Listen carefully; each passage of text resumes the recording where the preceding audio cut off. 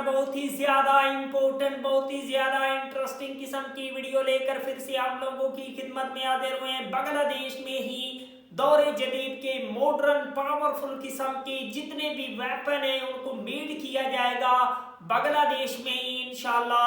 I hope in future में ऐसा हो। तो वीवर बहुत ही ज्यादा इंपॉर्टेंट वीडियो है। Without wasting the time video को स्टार्ट करते हैं।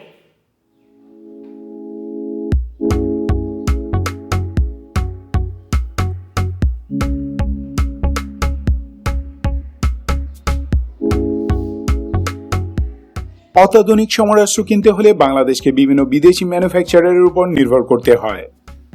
China, Russia, America, Britain, Italy, Germany ইত্যাদি দেশ থেকেই বেশিরভাগ অস্ত্র কেনা হয়।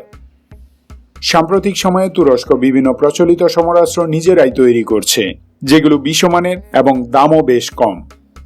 পশ্চিমা দেশগুলো সমরাস্ত্র যেমন তারা লাইসেন্স প্রোডাকশন করছে, তেমনি নিজস্ব সামরিক গবেষণাও চালিয়ে যাচ্ছে।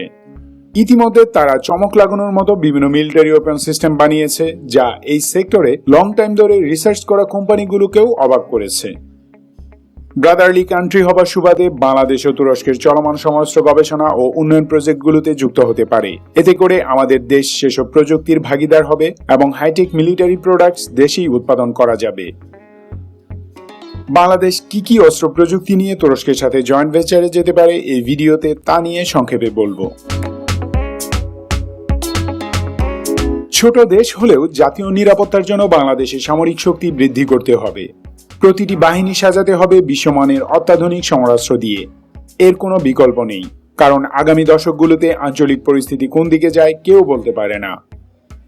নিজস্ব প্রয়োজন মেটাতে বিদেশ থেকে অস্ত্র কিনলে যেমন প্রচুর অর্থ ব্যয় হয়, তেমনি দেশীয় সামরিক শিল্পের তেমন কোনো উন্নয়ন হয় না।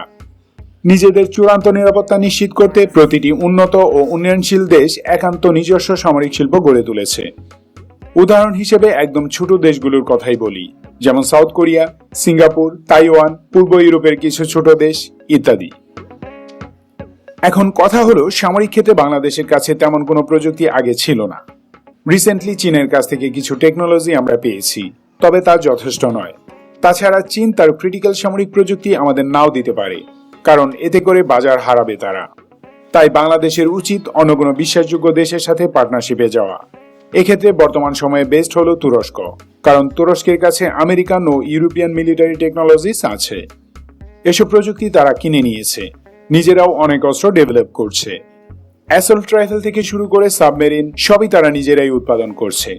বলা যায় ডিফেন্স ইন্ডাস্ট্রি সেক্টরে তুর্কি এখন বিশ্ব সেরাদের কাতারে।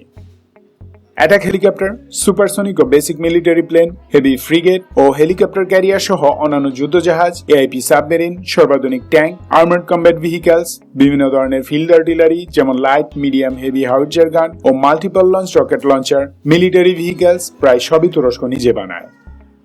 বর্তমান জগতে মডার্ন ওয়ারফেয়ারের জন্য যা যা লাগে প্রায় সবকিছুই তারা হয় উৎপাদন করছে, নয়তো ডেভেলপমেন্ট পর্যায়ে আছে, হোক সে শর্ট রেঞ্জ ব্যালিস্টিক মিসাইল কিংবা এয়ার টু এয়ার মিসাইল।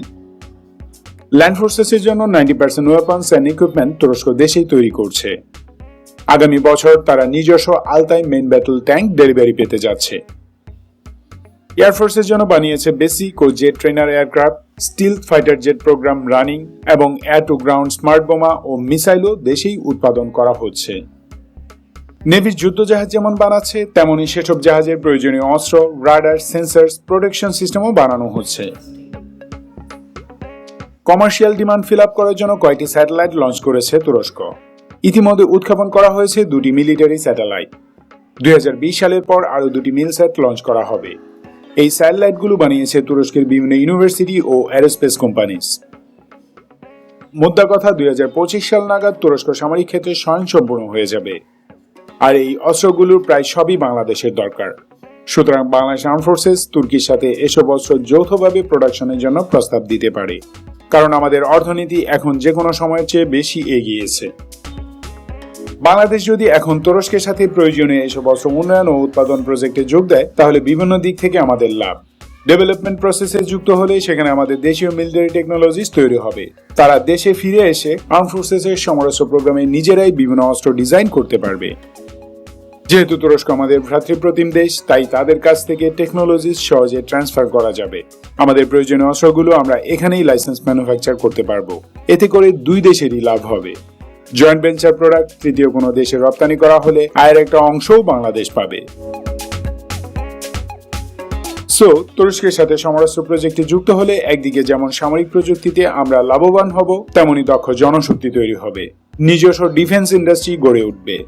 वाह वंडरफुल वेवर, बहुत ही ज्यादा इंटरेस्टिंग, बहुत ही ज्यादा पावरफुल किस्म के ये वेपन है। इनको आई होप बांग्लादेश की कंट्री में मेड किया जाए। अगर बांग्लादेश खुद वेपन को मेड करने लग गया तो बहुत ही जबरदस्त किस्म की बांग्लादेश की आर्मी को बूस्ट मिलेगा। बांग्लादेश की आर्मी दौरे जदीद की मॉडर्न किस्म की आर्मी बनेगी और भारत और म्यांमार बांग्लादेश का कुछ नहीं बिगाड़ सकेंगे। बांग्लादेश को खुद बांग्लादेश में ही वेपन को मेड करना होगा। अगर आप लोगों को मजीद इंफॉर्मेटिव वीडियो देखनी है, जल्दी से हमारे चैनल को सब्सक्राइब कर लीजिएगा। मिलते हैं आपसे नेक्स्ट वीडियो में इंशाअल्लाह, तब तक के लिए अल्लाह हाफिज।